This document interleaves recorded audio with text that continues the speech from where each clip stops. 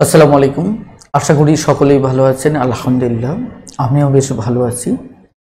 আমরা আজকে ত্রিভুজের বেসিক বিষয়গুলো নিয়ে আরও একটি পর্ব শুরু করতে যাচ্ছি। আজকের পর্বটি মূলত হচ্ছে আমাদের ত্রিভুজের বাকি আলোচনা, যে আলোচনাটুকু গত ক্লাসে আমরা বাকি রেখেছিলাম।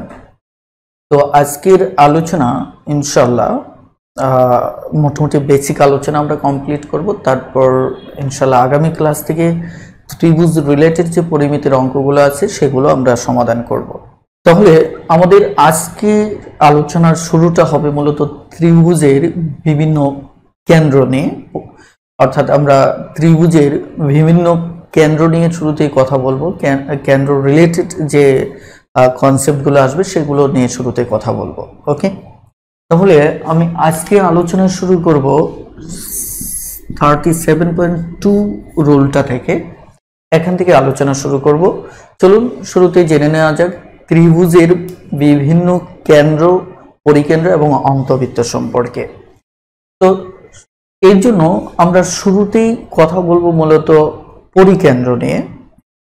এখন পরিকেন্দ্র জিনিসটা কি মূলত এটি সম্পর্কে জানবো।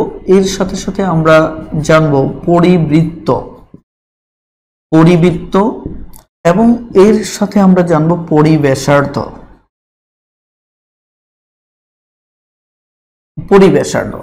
এই তিনটি কনসেপ্ট সম্পর্কে আমরা শুরুতেই জেনে নেব। প্রথমত আমরা কথা বলবো পরিবৃত্ত নিয়ে। পরিবৃত্ত কনসেপ্টটা কি মূলত? পরিবৃত্ত কনসেপ্টটা হচ্ছে, ধরুন আপনি যদি একটা ত্রিভুজ আঁকলেন, এই ত্রিভুজটিকে যদি ত্রিভুজে তিনটা বাহু আছে, এই একটা বাহু, এই একটা বাহু, এই একটা বাহু, এই এক একটা বাহু কিন্তু এক ধরনের সরল রেখা, তাই না? এক ধরনের রেখাংশ। খেয়াল করে দেখেন, আমরা একটা এরকম একটা রেখাকে আমরা কিভাবে সমদ্বিখণ্ডিত করি।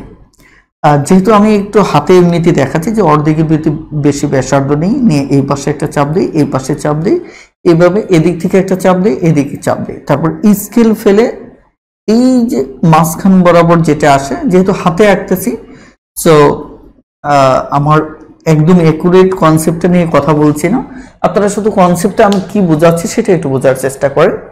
ইনশাল্লাহ আমার ইচ্ছে আছে যে কিভাবে চিত্র অঙ্কন করতে হয় এগুলো নিয়ে আলাদা বেসিক ক্লাস নেব।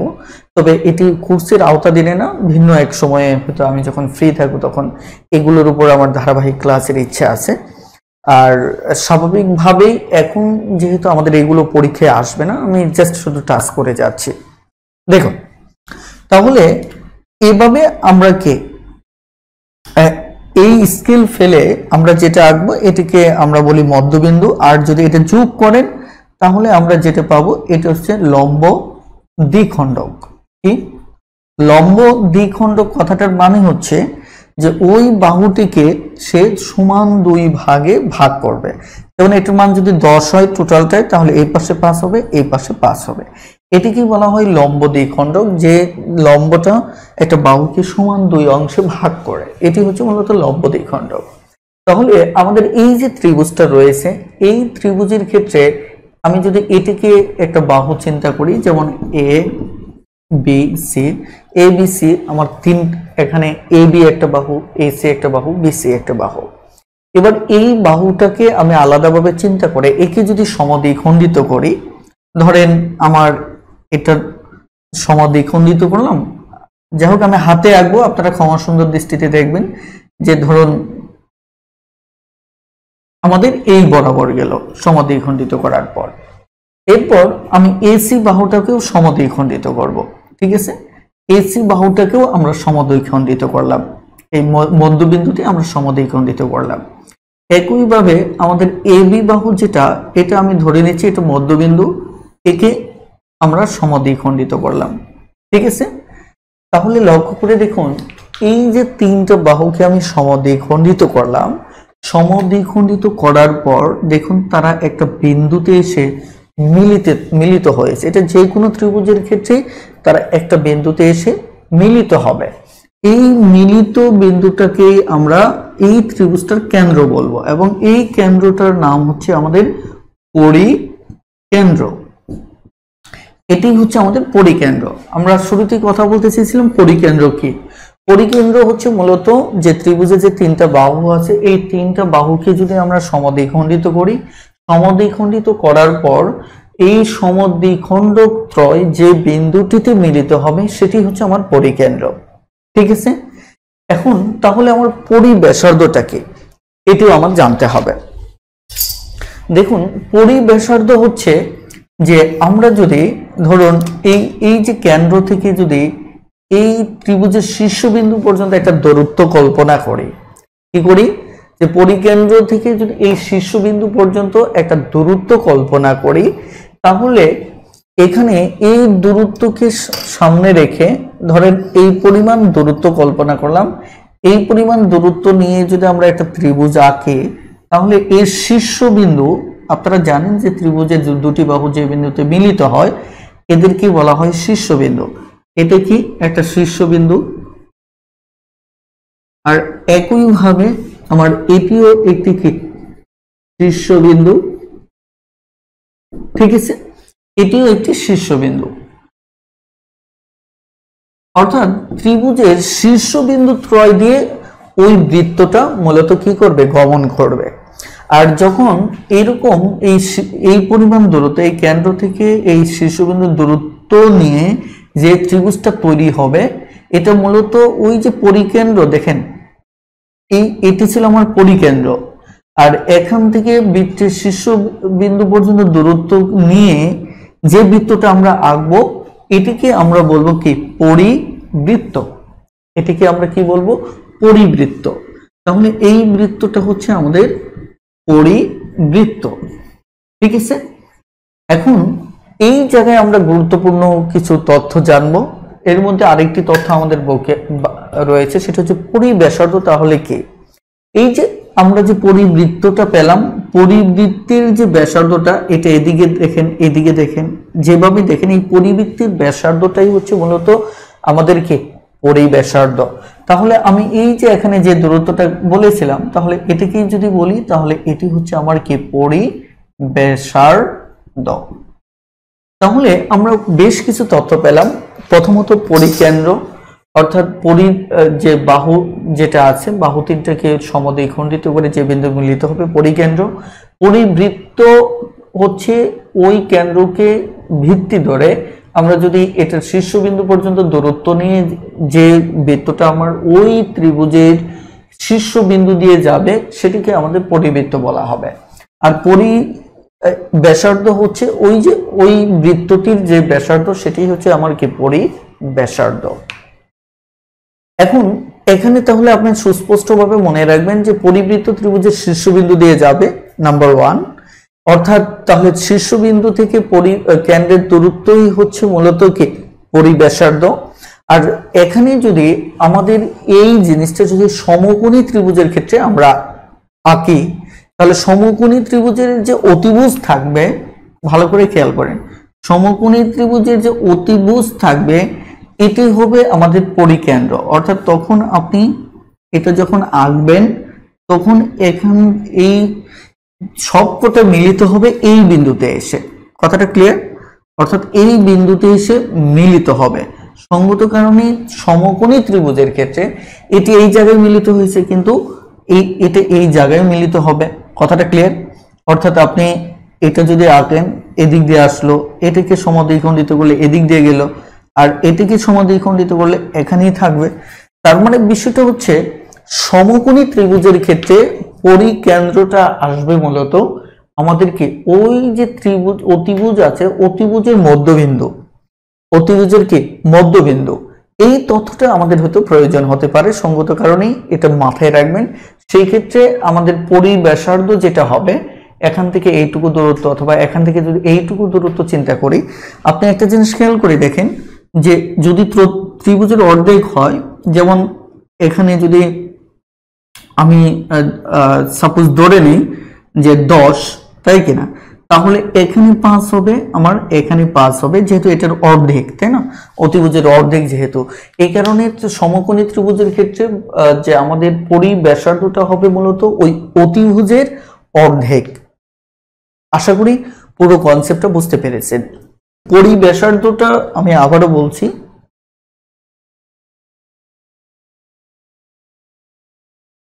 পরিব্যাসার্ধ প্রথমত খেয়াল করে দেখেন, এটি হচ্ছে আমার কেন্দ্র, এটি হচ্ছে আমার কি কেন্দ্র।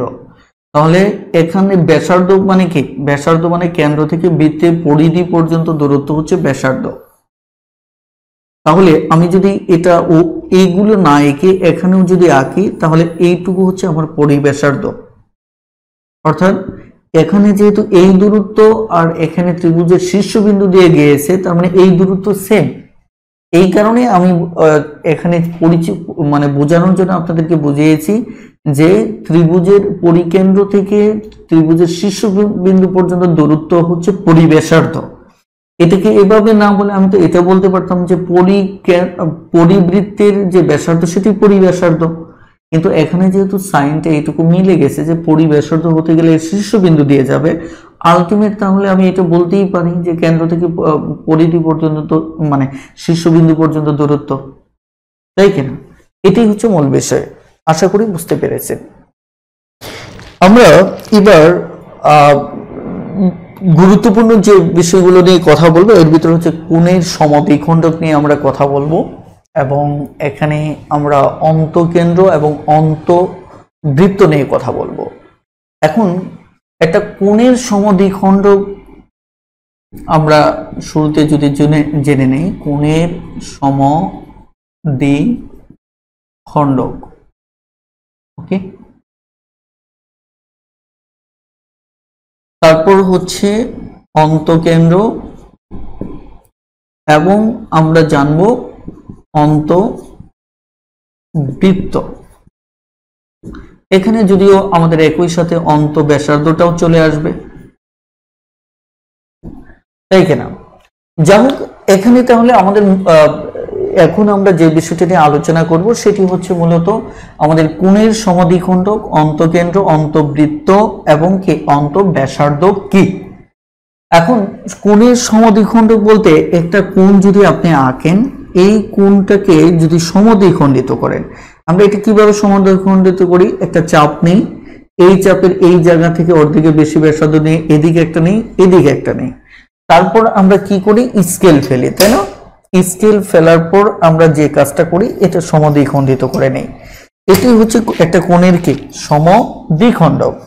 তাহলে এইভাবে আমরা যদি একটা ত্রিভুজ আঁকি, একটা ত্রিভুজ যদি আঁকি, একটা ত্রিভুজের এরকম 3টা কোণ থাকে। কয়টা?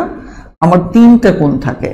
তাহলে এই 3টা কোণকে যদি আমি সমদ্বিখণ্ডিত করি, সেইগুলি হচ্ছে কোণের কি, এটা মানে কোণের সমদ্বিখণ্ডক। তার মানে এই যে এটাকে আমরা বলবো কি সমদ্বিখণ্ডক, কার? কোণের সমদ্বিখণ্ডক, ঠিক আছে?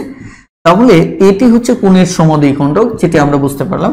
এবার ত্রিভুজের ক্ষেত্রে যদি 3টা কোণ যেহেতু আমরা পেয়েছি, এই একটা কোণ, এই একটা কোণ, এই একটা কোণ, তাহলে 3টাকে যদি আমরা সমদ্বিখণ্ডিত করি, আমি হাতে করতেছি সমদ্বিখণ্ডিত মানে এই যে শীর্ষবিন্দু থেকে একদম বরাবর মাঝ বরাবর যাবে, এই ক্ষেত্রে এটা সমদ্বিখণ্ডিত করবে। আমি আবার একটু বলি, সমদ্বিখণ্ডিত বলতে কি, এই কোণটা যদি 60 ডিগ্রি হয়, এটা যদি 60 ডিগ্রি হয়, তাহলে এখানে 30 ডিগ্রি হবে, এখানে 30 ডিগ্রি হবে, এটি সমদ্বিখণ্ডিত করা। কথাটা ক্লিয়ার? এই কারণে দেখবেন যে যা হোক ওটা আমরা সামনে আলোচনা করবো। এবার দেখেন, এবার একে সমদ্বিখণ্ডিত যদি আমি করি, আমি হাতে এঁকেছি কিন্তু মূল কনসেপ্টে খেয়াল করে দেখেন যে আমি কোণগুলোকে সমদ্বিখণ্ডিত করেছি, ওকে, কোণগুলোকে সমদ্বিখণ্ডিত করেছি এবং এরা গিয়ে একটা বিন্দুতে মিলিত হয়েছে। এই যে কোণকে সমদ্বিখণ্ডিত করার ফলে এরা যে বিন্দুতে মিলিত হবে এটিকে বলবো আমরা অন্তকেন্দ্র। তাহলে আগেরটা ছিল বাহুকে সমদ্বিখণ্ডিত করে, এবার কিন্তু কোণকে সমদ্বিখণ্ডিত করে। এই পার্থক্যগুলো আপনারা একটু বোঝার চেষ্টা করবেন। এই গেল আমাদের অন্তকেন্দ্র। এখন প্রশ্ন হচ্ছে অন্তবৃত্তটা কি হবে? অন্তবৃত্তটা হচ্ছে, দেখেন এই যে এই ত্রিভুজ থেকে এই যে আপনি দেখেন তো এই যে ত্রিভুজের এই পর্যন্ত যে দূরত্বটা, অন্তকেন্দ্র, এটা হচ্ছে অন্তকেন্দ্র, অন্তকেন্দ্রকে ফিক্স ধরে এখান থেকে এই পর্যন্ত যে ব্যাসার্ধটা এটা সমান হবে। যদি আমার চিত্র আঁকাটাতে সূক্ষ্ম হয় নাই, কিন্তু এই পরিমাণ এই তিনটা দূরত্ব মূলত পরস্পর কি হবে, এই তিনটা দূরত্ব মূলত পরস্পর সমান হবে। পরস্পর সমান হয় এই পরিমাণ ব্যাসার্ধ নিয়ে আপনি, সরি আমি আবারও দুঃখিত, আপনারা ধরে নেবেন যে মূলত আমরা কম্পাসে আঁকলে এমনটাই হতো, মানে অনেক সুন্দর হতো। এখন দেখেন, তাহলে এই যে আমি বৃত্তটা পেলাম, এই বৃত্তটাকে আমি বলবো কি, অন্তবৃত্ত। এই বৃত্তটাকে আমি বলবো কি, অন্তবৃত্ত। তাহলে খেয়াল করে দেখেন, আমরা দুটো আইডিয়া অলরেডি পেয়ে গেছি, অন্তকেন্দ্র এবং অন্তবৃত্ত। এখন অন্তঃব্যাসার্ধ কি, এই যে অন্তবৃত্তের যে ব্যাসার্ধ সেটি হচ্ছে অন্তঃব্যাসার্ধ, তাই কিনা?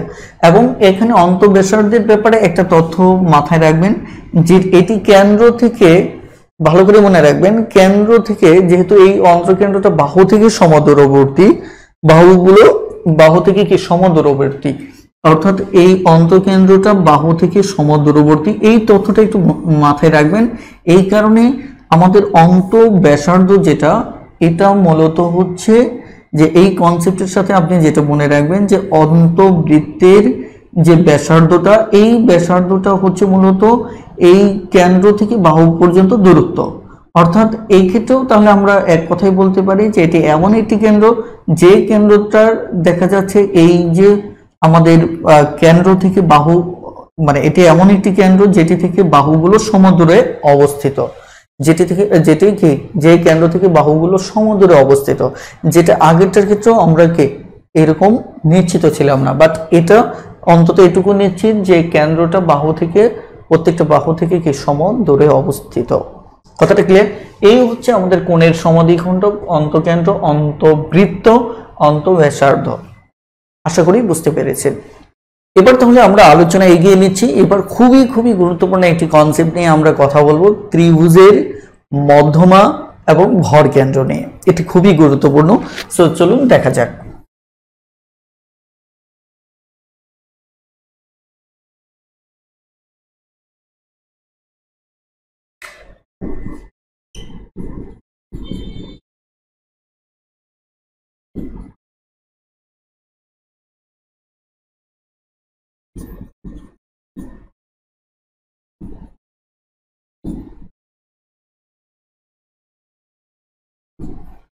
ত্রিভুজের ভর কেন্দ্র।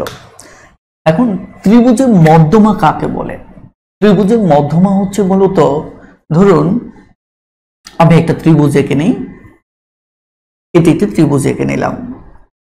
এখন এই ত্রিভুজের ধরেন তিনটা বাহু আছে, তিনটা বাহুর যদি মধ্যবিন্দু আমি চিন্তা করি, তাহলে এই বাহুর মধ্যবিন্দু হচ্ছে এটা।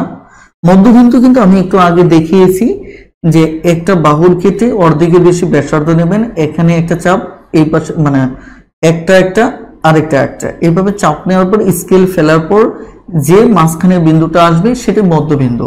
মধ্যবিন্দু মানে এই বিন্দু থেকে এবং এই বিন্দু থেকে সমান দূরত্বে অবস্থিত, যে এখান থেকে এটা, এখান থেকে এটা সমান দূরত্বে অবস্থিত।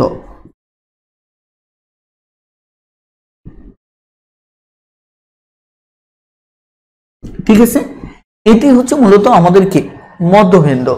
এখন এই মধ্যবিন্দুর আমরা যদি ত্রিভুজের ক্ষেত্রে দেখি, এখানে একটা মধ্যবিন্দু আসবে, এই বাহুর ক্ষেত্রে এখানে একটা মধ্যবিন্দু আসবে। এই যে মধ্যবিন্দু আসলো, তিনটা মধ্যবিন্দু আমরা পেলাম। এবার যদি শীর্ষবিন্দু চিন্তা করি, এটা তো আমরা চিন্তা করলাম কি মধ্যবিন্দু, তাই কিনা? এটিও আমাদের মধ্যবিন্দু। ওকে, মধ্যবিন্দু, তাই না? এবার আমরা প্রত্যেকটার ত্রিভুজের শীর্ষবিন্দু আছে, তিনটা শীর্ষবিন্দু আছে, এই শীর্ষবিন্দুকেও আমরা এবার চিহ্নিত করব। এই হচ্ছে শীর্ষবিন্দু, আর এখানে এটি হচ্ছে আমাদের শীর্ষবিন্দু। ওকে, আর এখানে এটি হচ্ছে আমাদের শীর্ষবিন্দু। বেশ, তিনটা শীর্ষবিন্দু পেলাম। এখন এই তিনটা শীর্ষবিন্দু পাওয়ার পর আমরা দেখেন এই যে বাহু, এটিকে যদি এ, এটিকে বি, এটিকে যদি সি চিন্তা করি, এবার বিসি বাহুর বিপরীত যে শীর্ষবিন্দু সেটা হচ্ছে এ।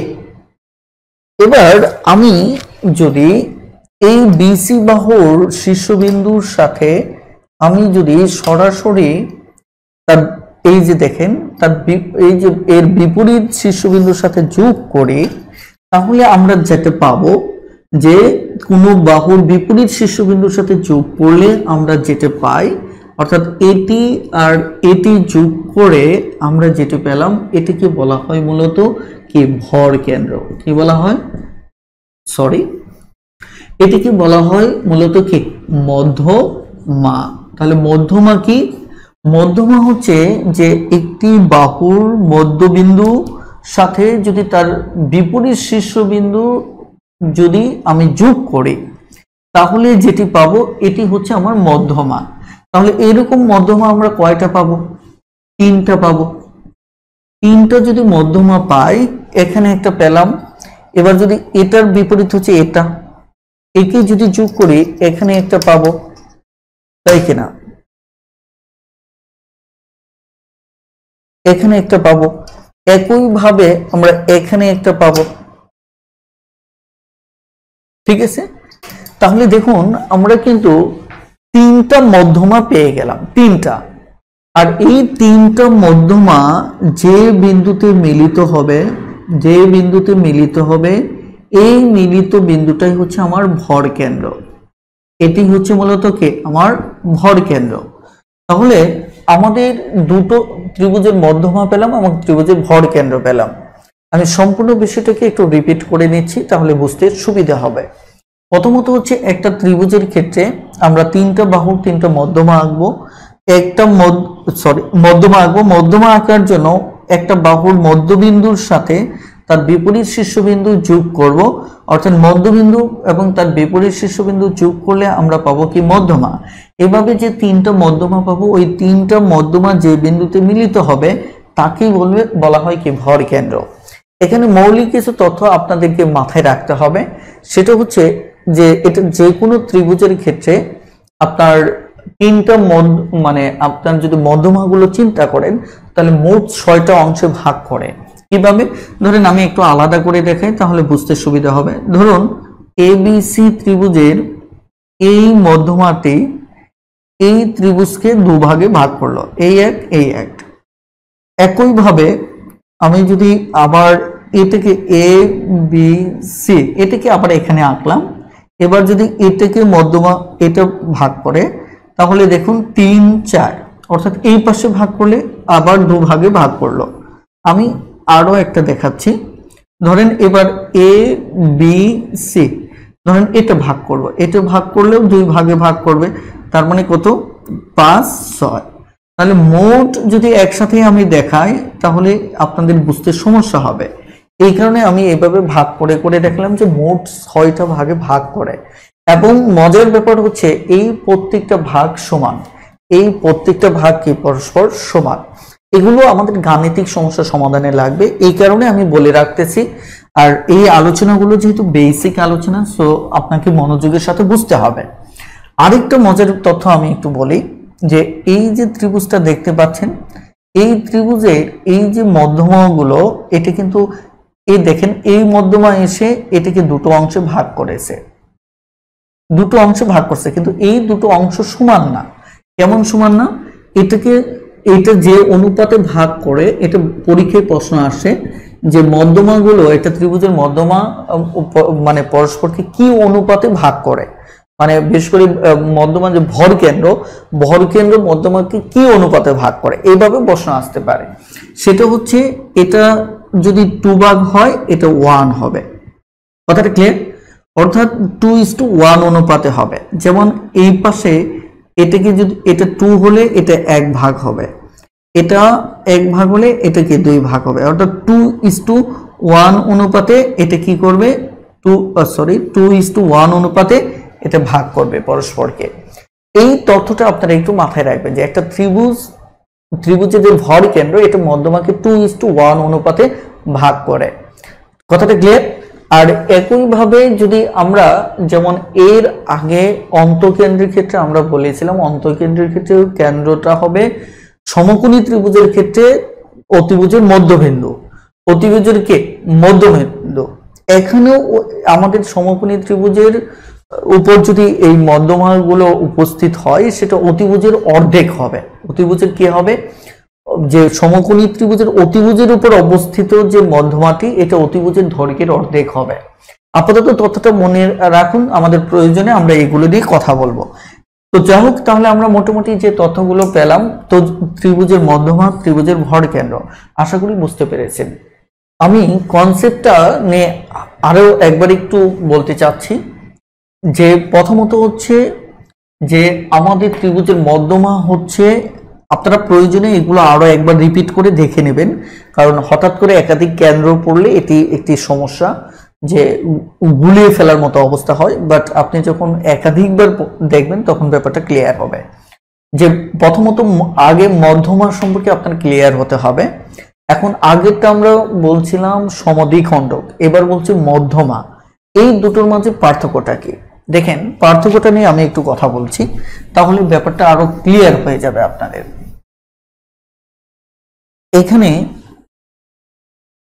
আমরা এই যে ত্রিভুজটা, এই ত্রিভুজের ক্ষেত্রে ভালো করে খেয়াল করেন, আমি যদি লম্ব দ্বিখণ্ডক আঁকি তাহলে এখানে আমি মধ্যবিন্দু তো হচ্ছে এখানে বিন্দুটা নেওয়া, আর লম্ব দ্বিখণ্ডকটা যখন আমি আঁকবো এই দুটোর মাঝে পার্থক্য আছে। পার্থক্যটা কি?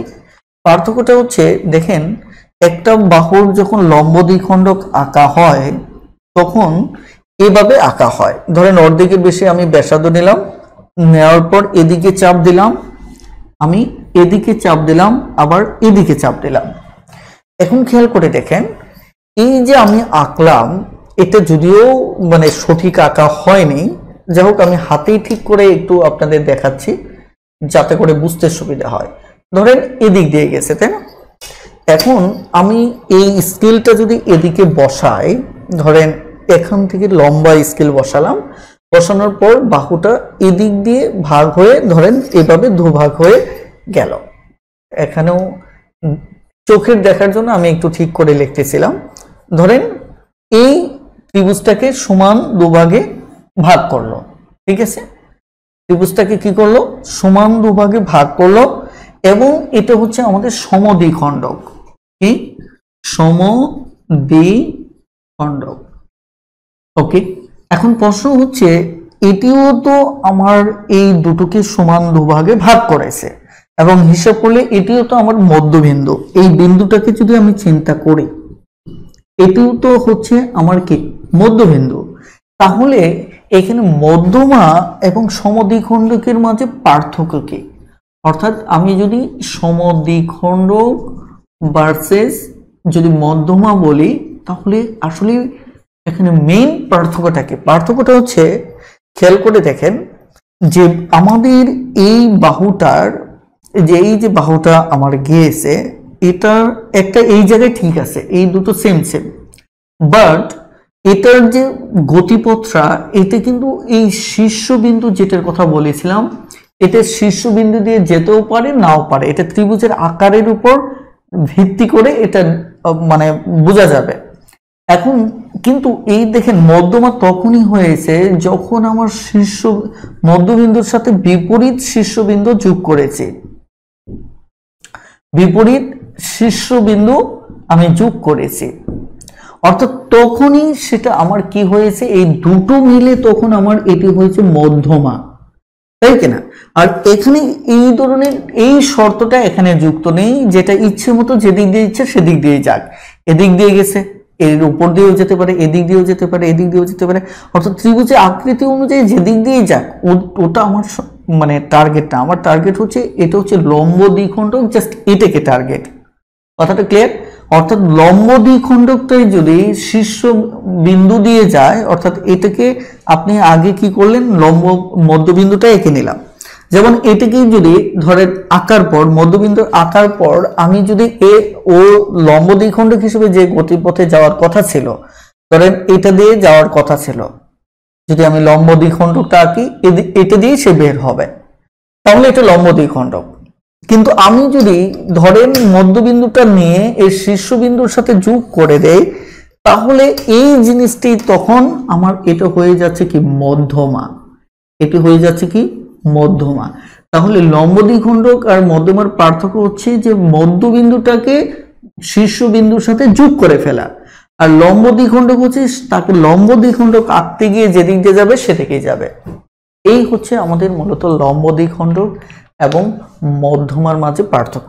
আশা করি বুঝতে পেরেছেন। আমি এই তিনটাকে যদি আপনাদেরকে একটু বুঝিয়ে দিই শর্টকাটে।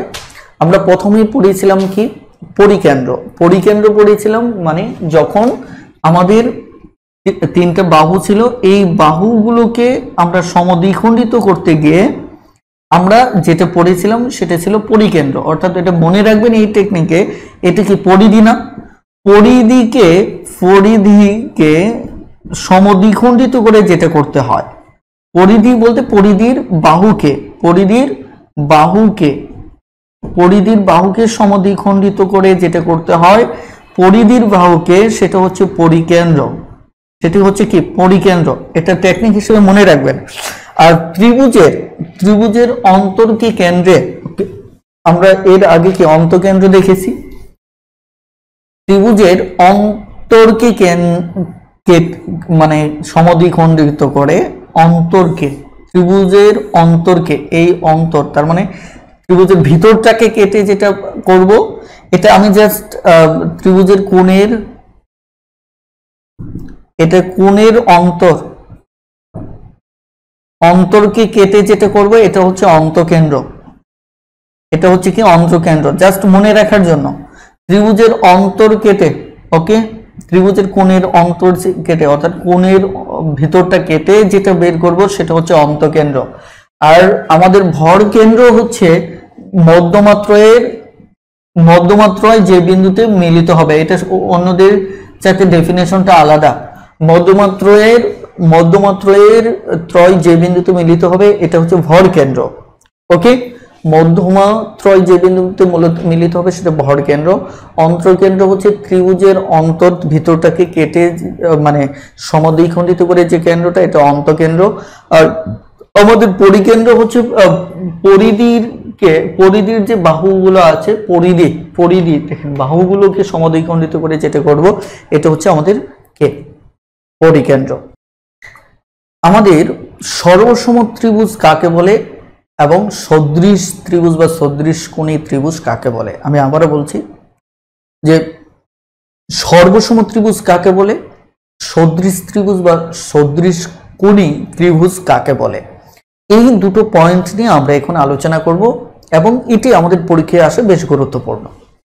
দেখেন আমাদের যদি বলি যে সর্বসম ত্রিভুজ, ওকে, সর্বসম ত্রিভুজের ক্ষেত্রে শর্টকাটটা হচ্ছে, এটা বোঝার শর্টকাট হচ্ছে যে শেপ এন্ড সাইজ যদি দুটো ত্রিভুজের একই হয়, শেপ এবং সাইজ যদি দুটি ত্রিভুজের একই হয় তখন ওই ত্রিভুজ দুটোকে পরস্পরের সর্বসম ত্রিভুজ বলে। শেপ হচ্ছে আকার আর সাইজ হচ্ছে আমার আকৃতি। এখন আকার আকৃতি বুঝতেও তো আরেক দ্বন্দ্ব, আমি বুঝিয়ে দিচ্ছি যে হুবহু চেহারা যেমন, ওকে, সেটি হচ্ছে আকার, ঠিক আছে। ধরেন আমার এটা হচ্ছে একটা মার্কার সিগমা ফ্লো, এটাও মার্কার। দেখুন এই দুটো শেপ একই, শেপটা কি একই, অর্থাৎ যে আমি মানুষ যেমন আমার শেপ যেমনটা আপনি মানুষ হিসেবে আপনার আমার শেপটা কিন্তু একই, কিন্তু সাইজ এক না।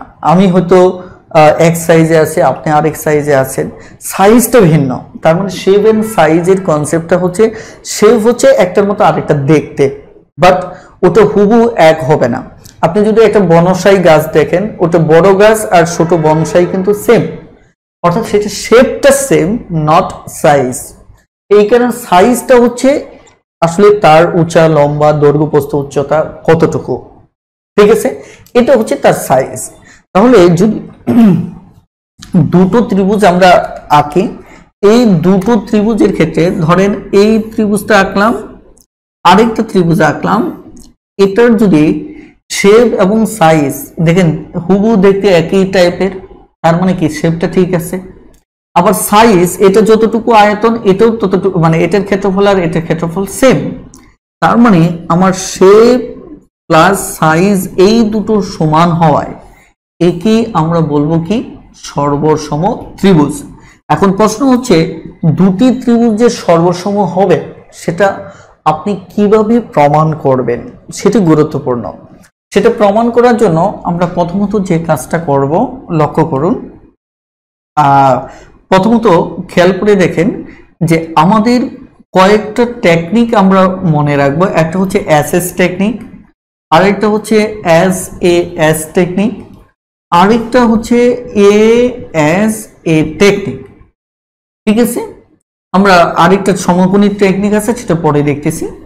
তাহলে এটা এস সমান সমান হচ্ছে এখানে সাইড, যে যার সাইড তিনটেই, মানে দুটো ত্রিভুজের এই এক তিনটা বাহুই যদি সেম হয়, তিনটা বাহুই যদি কি হয় সেম হয়, তাহলে সেটি আমার কি হবে সর্বসম ত্রিভুজ হবে, ঠিক আছে। তিনটা সাইড যে সাইডে যদি সেম হয়, আর এস এ এস কি, যে দুটো সাইড একটা এবং তাদের অন্তর্ভুক্ত কোণ এবং সাইড যদি সেম হয়, দুটো বাহু এবং তাদের অন্তর্ভুক্ত কোণ যদি দুটো বাহুর সেম হয়, তাহলে ত্রিভুজটি সর্বসম হবে। আর এটি হচ্ছে দুটি কোণ এবং একটা বাহু, দুটো কোণ এবং একটা বাহু যদি কি হয় সেম হয়, তাহলেও সেটা কি হবে সর্বসম ত্রিভুজ হবে। এখন এগুলো অঙ্কনের বিষয়, অঙ্কনের বিষয় সবকটা আসলেই পুরো সিস্টেম মারফত যদি আমি অঙ্কন করতাম তাহলে বিষয়গুলো আপনাদের বুঝতে আরো সুবিধা হতো। তবে যেহেতু আমাদের পরীক্ষাকে সামনে রেখে সব আলোচনা করতে হয়, এই কারণে একদম সেই ছোট বাচ্চাদের মতো বেসিক ধরে ধরে পড়ানোটা একটু টাফ। তবে এগুলো নিয়ে আমি আমার এই সিক্রেট গ্রুপে একটা সিরিজ ধারাবাহিকভাবে করার চিন্তা ভাবনা আছে। ওকে, সাইড এটা তো বুঝতে পারছেন যে এটা থ্রি সাইডসই কি থাকবে সেম থাকবে, একটা দুটো সাইড সেম থাকবে, একটা অ্যাঙ্গেল সেম থাকবে।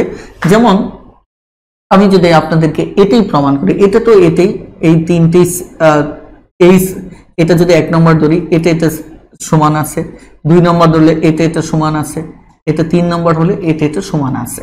ওকে, তাহলে এটা ধরে নিচ্ছে আমরা, এটা আমরা বুঝতে পেরেছি। এবার যদি এটা ধরি, ধরেন একটা সাইড আমি এটা মান নিলাম এ, এই সাইডটার নাম দিলাম এ, আরেকটা সাইড এই সাইডটার নাম দিলাম বি, আরেকটা কোণ যেটার নাম দিলাম আমি কে, এটা সি। এখন আপনি যখন একটা ত্রিভুজ আঁকবেন তখন এটা এইভাবে প্রমাণ করতে হবে। কিভাবে? এই যে দেখেন এইটুকু মাপ নিয়ে আপনি একটা কি রাখবেন, প্রথমত এখানে একটা আমি করি, ধরেন এরকম একটা মাপ নিয়ে আপনি কি আঁকলেন, একটা বাহু আঁকলেন। আবার একইভাবে এই মাপটাই আর কি, যে মাপটা আপনি নিয়েছিলেন ওটাই আমি এখানে নিয়েছি। এই অর্থাৎ তাহলে এখানে একই মাপের দুটো বাহু আঁকলেন, যেহেতু আপনি দুটো ত্রিভুজ আঁকবেন আর প্রমাণের জন্য আপনার দুটো ত্রিভুজই লাগবে। ওকে, এবার আপনি একটা কোণ আঁকবেন, এই কোণটার মাপ দেখা যাচ্ছে কোণ পর্যন্ত, এটা তো হুবহু আঁকা যাবে না, আমি জাস্ট আপনাদেরকে দেখাচ্ছি এই পর্যন্ত, তাই না? আল্লাহই জানে কি অবস্থা, হয় নাই, যাই হোক যতটুকু হয়েছে। এখন মনে করেন এটার মাপ হচ্ছে এই পর্যন্ত, এই পর্যন্ত যদি হয় এখানে এই পর্যন্ত, এখানে এই পর্যন্ত। এবার ধরেন আমি এই বাহুটাকে নিলাম, এই বাহুটাকে নিলে সর্বনাশ, এটা তো অনেক বড় হয়ে যাচ্ছে, আর ছোট করে নিই, ধরেন এইটুকু নিলাম। তাহলে এখান থেকে আমি যদি এটা আঁকি এই পর্যন্ত, এখান থেকে এটা যদি আমি আঁকি এই পর্যন্ত, তাই না? এবার আমি এদেরকে অপর বাহুটা যেহেতু তথ্য দেওয়া নেই, এটা আমি যোগ করে দিলাম, ঠিক আছে? যা হোক, একটু এদিক সেদিক হলেও অনেকটাই কাছাকাছি হয়েছে। তার মানে এখানে এই ত্রিভুজটার এই বাহুটার এই বাহু সমান, এই বাহু সমান, এবং এই কোণ সমান। তার মানে আমরা দাবি করতে পারি তাহলে এই ত্রিভুজ জুটি হচ্ছে মূলত কি সর্বসম। এই ত্রিভুজদ্বয় হচ্ছে কি আমার সর্বসম। তার মানে এই সর্বসময় একইভাবে আপনারা এটা প্রমাণ করে নেবেন, এটা মনে রাখবেন এই শর্টকাট টেকনিক দিয়ে, এসএসএস সাজ আশা, এসএসএস সাজ আশা, এভাবে আপনারা মনে রাখবেন, কারণ হচ্ছে মনে রাখাটা আপনার জন্য জরুরি। কথাটা ক্লিয়ার? এখন আমাদের আরেকটা ক্ষেত্রে সমকোণী ত্রিভুজ যেটা আমি বলেছিলাম, এটা বলে রাখতেছি, আপনি যা শুধু বই থেকেও দেখে নিতে পারেন। সেটা হচ্ছে একটা সমকোণ, একটা অতিভুজ এবং একটা বাহু যদি সমান থাকে তাহলেও সেটিকে সর্বসম ত্রিভুজ হবে। সমকোণ ত্রিভুজের ক্ষেত্রে একটা সমকোণ তো সমানই থাকবে, অতিভুজ এটা যদি সমান হয়, আর যে কোনো একটা বাহু, দুটো বাহু, একটা ভূমি একটা লম্ব, এই দুটো যে কোনো একটা বাহু সমান হলেই আমার সেটি কি হবে? সর্বসম ত্রিভুজ হবে। এখন সবচেয়ে গুরুত্বপূর্ণ যেটা পরীক্ষায় বারবার আসে, সেটা হচ্ছে তিনটা কোণ সমান হলে কি সেটা সর্বসম হবে কিনা। ধরেন তিনটা কোণ সমান হলো, তিনটা কোণ সমান, সেটি সর্বসম হবে কিনা। ধরেন এটা তো আমার 60, তাই কিনা, এটাও 60 ধরে নিচ্ছি যদি আমি সমবাহু ত্রিভুজ ধরি। এখন আমার কথা হচ্ছে তিনটা কোণই যদি 60-60 হয় তাহলে সেটা আমার সর্বসম ত্রিভুজ হবে কিনা? হবে না। কেন? কারণ এরকম বড় আকৃতি নিয়েও তিনটা কোণ আমার 60 ডিগ্রি হতে পারে কিনা। তাহলে দেখুন তো, সর্বসম হওয়ার জন্য আমার শেপ এবং সাইজ দুটোই দরকার। দেখেন এখানে শেপটা মিল আছে, মানে তিনটা কোণ সমান হওয়া মানে কি, তিনটা কোণ সমান হওয়া মানে শেপটা ঠিক আছে, কিন্তু আমার সাইজ ঠিক নাই, কারণ এটা হচ্ছে ছোট আর এটি হচ্ছে আমার কি বড়। তার মানে কি আমার সাইজ ঠিক নেই, তার মানে এটি সর্বসম হবে না। এটিকেই বলা হয় মূলত সদৃশ ত্রিভুজ অথবা সদৃশ কোণী ত্রিভুজ। এগুলি কিন্তু পরীক্ষায় আসে, আমি যেগুলো নিয়ে কথা বলতেছি এগুলো পরীক্ষায় আসে। তার মানে সদৃশ ত্রিভুজ বা সদৃশ কোণী ত্রিভুজ, এই হচ্ছে মূলত আমাদের কি সদৃশ ত্রিভুজ, যেটার ক্ষেত্রে আমাদের তিনটা কোণ সমান থাকবে। ধরেন তিনটা কোণের ভিতরে এরকম থাকলো, ধরেন একটা 30 থাকলো, আর একটা 60 থাকলো, আর একটা 90 থাকলো। এখন এটা তো বড় সাইজও এরকম থাকতে পারে, এটা 30, এটা 60, এটা 90। তার মানে কি এটা হচ্ছে আমার কি সদৃশ কোণী, নট কি সর্বসম। এই হচ্ছে মূলত এই দুই প্রকার ত্রিভুজ। এখান থেকে অনেক প্রশ্ন আসে। আর আপনি এই সর্বসমের ক্ষেত্রে একটা জিনিস মাথায় রাখবেন, এটাকে প্রকাশক আমরা সাইনটা এভাবে ইউজ করি, দুটো দাগ অর্থাৎ সমান চিহ্নের উপরে এরকম একটা বক্ররেখা। এটাই হচ্ছে মূলত আমার কি সদৃশ সর্বসম ত্রিভুজের সাইন। এটার উপরেও পরীক্ষায় প্রশ্ন আসে। আশা করি সম্পূর্ণ আইডিয়াটা বুঝতে পেরেছেন।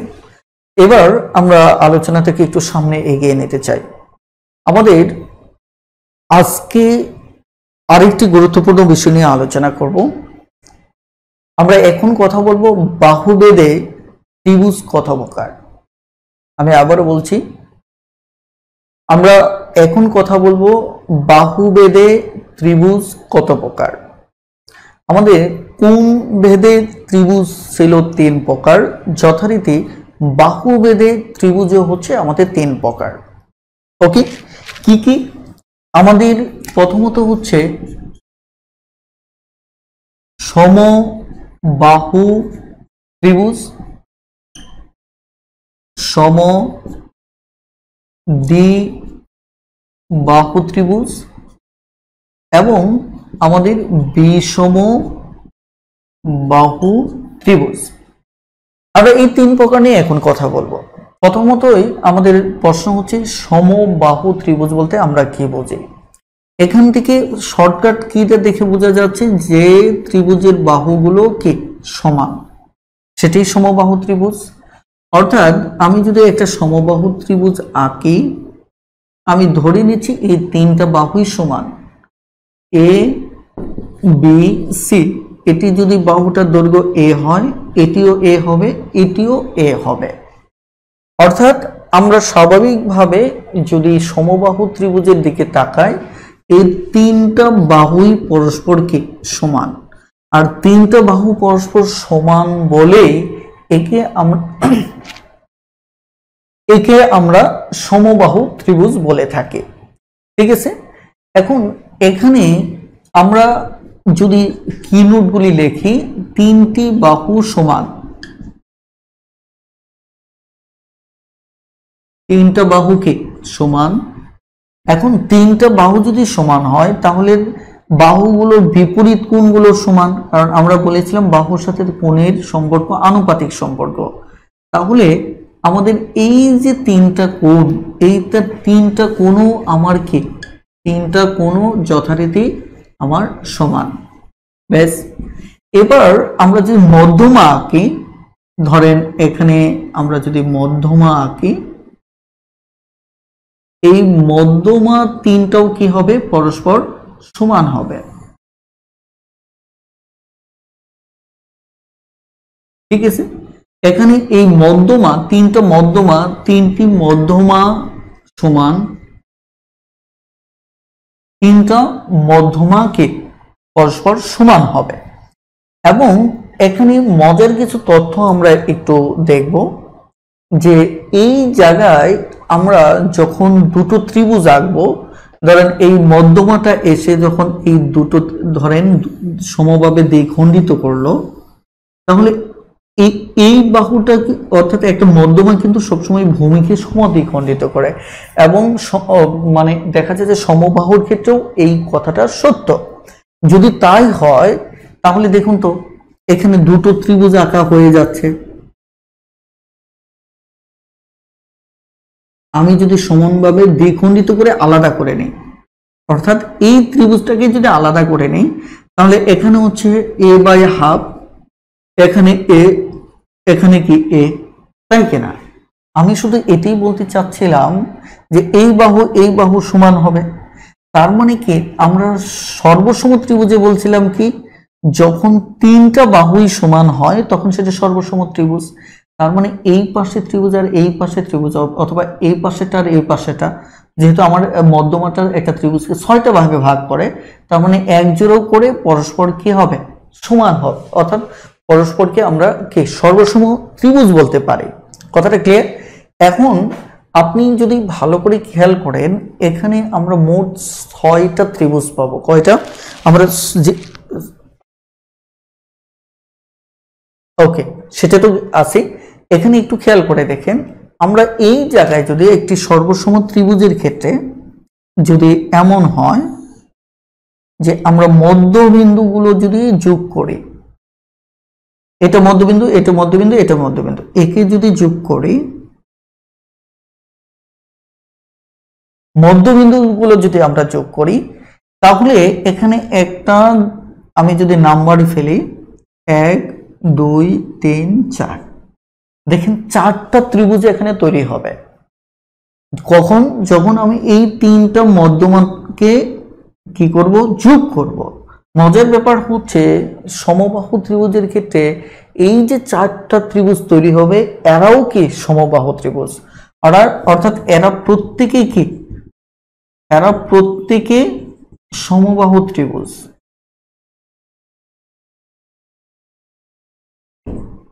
এটি খুবই গুরুত্বপূর্ণ। তাহলে আমাদের কথা হচ্ছে যে মধ্যমা যখন ভাগ করবে তখন এরা সর্বসম ত্রিভুজ হবে।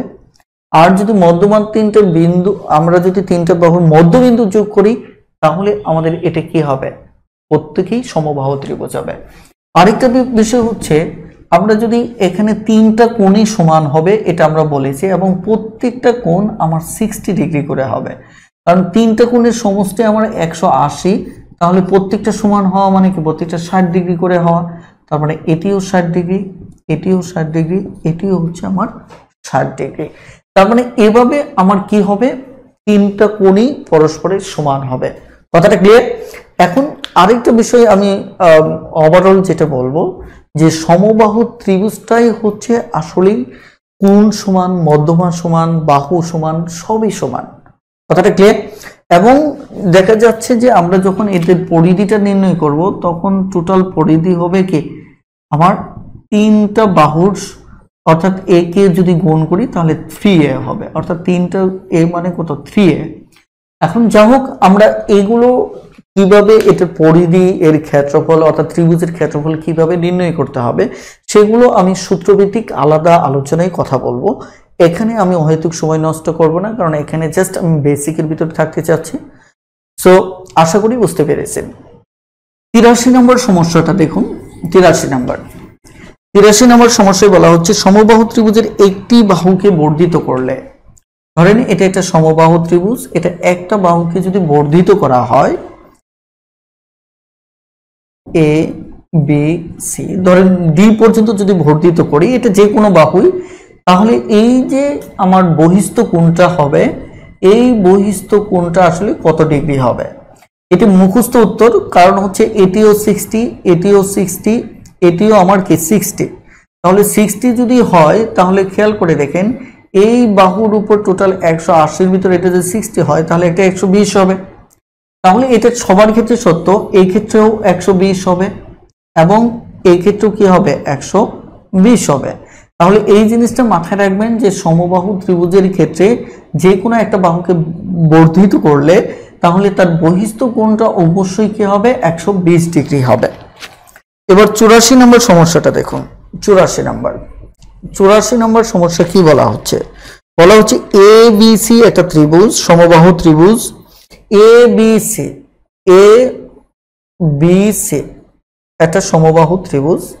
এই ত্রিভুজের বিসি বাহুর মধ্যমা, এই যে বিসি বাহুর মধ্যমা মানে কি এটা শীর্ষবিন্দু থেকে এই পর্যন্ত, তাই না? বিসি বাহুর মধ্যমা এডি হলে, অর্থাৎ এ ডি হলে বিএডি এইটুকু কত হবে দেখেন। খুবই সহজ একটা কনসেপ্ট, আমি আবারও বলছি এবিসি একটা ত্রিভুজ, বিসি বাহুর মধ্যমা হচ্ছে এডি, জানতে চাইছি এইটুকু কত হবে, এইটুকু কত হবে যে বিএডি কোণ এটার মান কত হবে? এটি 60, এটিও 60, তাহলে এটাও যদি 60 হয় তাহলে এটার অর্ধেক মানে কি হবে 30, এটা অর্ধেক মানে কি 30, তার মানে হচ্ছে যে এটা 30 ডিগ্রি হবে। এটি হচ্ছে মূলত আমার কি উত্তর। আমরা 88 নম্বর সমস্যাটা দেখব। 88 নম্বর সমস্যাটাতে কি বলা আছে? এখানে বলা আছে এবিসি একটা ত্রিভুজ, সমবাহু ত্রিভুজ, এ বি সি একটা সমবাহু ত্রিভুজ। এখন এই এবিসি ত্রিভুজের যদি এ বি আর এসি বাহুকে আমি বর্ধিত করি, এই বাহুটাকে এবং এই বাহুটাকে যদি আমি বর্ধিত করি তাহলে উৎপন্ন কোণদ্বয়ের সমষ্টি কত হবে? আপনি কিন্তু মুখস্থই বলে দিতে পারেন, কারণ এটাও 60, এটাও 60, এটাও 60, তার মানে এখানে নিশ্চিতভাবে 120 হবে, এখানেও 120 হবে। তার মানে কি আপনি দুই পাশে বর্ধিত করা মানে 120 দুগুণে 240 ডিগ্রি, এটি আপনার উত্তর হবে। কথাটা ক্লিয়ার? তাহলে এই টাইপের অঙ্কগুলো যদি পরীক্ষায় আসে তাহলে ইনশাআল্লাহ নিশ্চিতভাবে পারবেন। আমরা এবার সমদ্বিবাহু ত্রিভুজ নিয়ে আলোচনা করব। সমদ্বিবাহু ত্রিভুজ,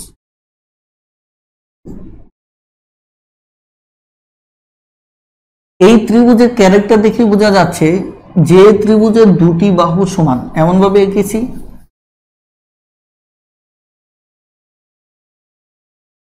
এই ত্রিভুজের ক্যারেক্টার দেখে বোঝা যাচ্ছে যে ত্রিভুজের দুটি বাহুই সমান সেটি হচ্ছে সমদ্বিবাহু ত্রিভুজ। যেহেতু সমদ্বি, দ্বি মানে হচ্ছে দুই, যে ত্রিভুজের দুটি বাহু সমান, মূলত এই সমদ্বিবাহুদের ক্ষেত্রে এই দুটি বাহু সমান হয়ে থাকে। এই বাহুটা এ হলে এটাও এ হবে, এটা সমান হবে না, সঙ্গত কারণে আমি এটিকে বি ধরে নিতে পারি। এখন সমদ্বিবাহু ত্রিভুজের ক্ষেত্রে এই যে এটিকে বলা হয় ভূমি, সমান সমান বাহু দুটো, অপর যে বাহুটা, এই বাহুটা হচ্ছে আমার ভূমি। আর সমান সমান বাহুদ্বয় যে বিন্দুতে মিলিত হবে, এই মিলিত হয়ে যে কোণটা এখানে উৎপন্ন করবে এটিকে বলা হয় শিরোকোণ। কি বলা হয়? এটাকে বলা হয় শিরোকোণ। অর্থাৎ আমি আবারও বলছি যে সমান সমান বাহুদ্বয় যে বিন্দুতে মিলিত হবে এই বিন্দুটাকে বলা হয় কি? শিরোকোণ। আর এর বিপরীত বাহুটাই হচ্ছে মূলত আমার কি? ভূমি। এখন এই জায়গায় আপনাকে মাথায় রাখতে হবে যে সমান সমান বাহুদ্বয়ের যে বিপরীত কোণ বি কোণ আর সি কোণ, এই দুটো পরস্পরকে, বি কোণ আর সি কোণ এই দুটো পরস্পর সমান। কেন সমান? কারণ হচ্ছে যে এই বাহু দুটো যেহেতু সমান, এটাও পরস্পরে কি সমান হবে। মনে রাখতে হবে এটা এভাবেও আসতে পারে যে সমদ্বিবাহু ত্রিভুজের ভূমি সংশ্লিষ্ট কোণ দুটো কি পরস্পর সমান। এবার আমার এখানে তাহলে যদি এই সমান সমান বাহু দুটোর যদি মধ্যমা আঁকি, ধরেন এটা একটা মধ্যমা, এটা একটা মধ্যমা, তাহলে নিশ্চয়ই মধ্যমা দ্বয় কি এখানে সমান হবে, সমান হবে। কারণ মধ্যমা দ্বয় কেন সমান হবে? কোণ সমান হলে বাহু সমান, বাহু সমান হলে মধ্যমাও কি হবে? সমান হবে।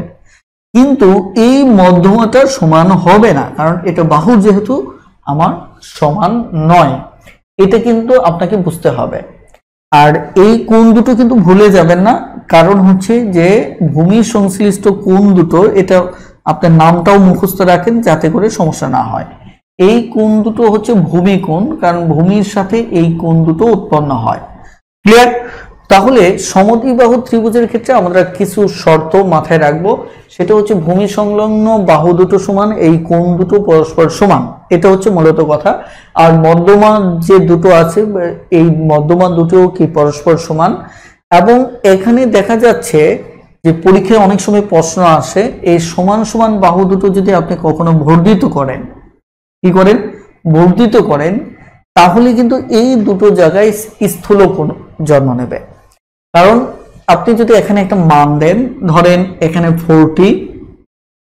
40 হলে এখানে 70, এখানে 70, এই মানটা পরীক্ষায় অনেকবার আসছে। তাহলে আমি এখানে আমার বহিস্থ কোণ যেটা আসবে, এখানে আসবে 110, এখানেও আমার বহিস্থ কোণ আসবে কত? 110। যে এই যে আমার যে দুটি কোণ তৈরি হলো, এই দুটি কোণ হচ্ছে আমার এখানে কি? স্থূলকোণ। আর এই স্থূলকোণের শর্ত হিসেবে আমরা জানি যেটা হচ্ছে 90 ডিগ্রি চাইতে বড় হবে এবং কি আমাদের 180 ডিগ্রি চাইতে ছোট হবে। এটাই হচ্ছে মূলত কি আমাদের স্থূলকোণ। তাহলে আমরা যদি বলি 110 এটি একটি স্থূলকোণ, আর অপর যেটা আছে 110, এই দুটো আমাদের কি? এটিও কি স্থূলকোণ।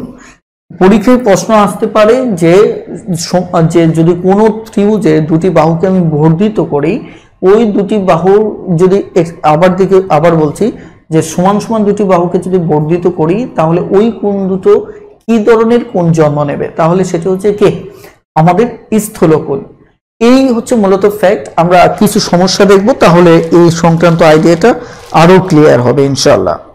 যেমন আপনি যদি 92 নম্বর সমস্যাটা দেখেন, 92 নম্বর সমস্যা এখানে কি বলছে যে এবিসি ত্রিভুজে, আমি যদি এটি চিন্তা করি, এবিসি ত্রিভুজের এবি এবং এসি দুটো বাহু সমান। ওকে, আমি একেই নিচ্ছি। এবিসি ত্রিভুজের এবি এবং এসি এই দুটো বাহু সমান। বলা হচ্ছে যে এ কোণটা যদি 40 ডিগ্রি হয়, ব্যাস এটাই হলো। এই কোণটা যদি 40 ডিগ্রি হয়, তাহলে বি কোণ কত হবে? 70 হবে। কারণ কিভাবে 70 হবে? এটা তিনটা মিলে হচ্ছে কি? তিনটা মিলে হচ্ছে 180। তাহলে একটা 40 ডিগ্রি দেওয়া আছে, আর একটা বি কোণ, আর একটা হচ্ছে কি? সি কোণ। এই তিনটা মিলে 180, তাহলে বি কোণ প্লাস সি কোণ এটা সমান সমান 180 থেকে 40 গেলে 140 ডিগ্রি। তাহলে এই দুই কোণের যদি একটা বের করতে চাই, তাহলে 2 দিয়ে ভাগ করলে যে কোনো একটা বের হবে। তাই কিনা? তাহলে কত হবে 70 ডিগ্রি, অর্থাৎ বি কোণের 70 ডিগ্রি, সি কোণের 70 ডিগ্রি। এখানে বি কোণটা চেয়েছে, তাহলে বি কোণ কত হবে 70 ডিগ্রি। যদি সি কোণ চাইতো সেটাও আমার কি হতো 70 ডিগ্রি হতো। 93 নম্বরও সেম টাইপের প্রশ্ন, একটা কোণ 40 ডিগ্রি, মানে বুঝতেই পারছেন। আমরা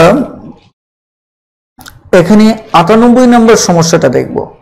98 নম্বর বেশ গুরুত্বপূর্ণ।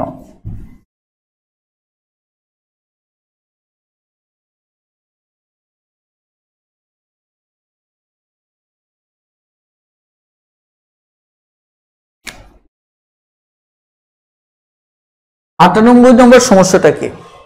98 নম্বর সমস্যায় বলা হচ্ছে এবিসি ত্রিভুজের, এবিসি ত্রিভুজ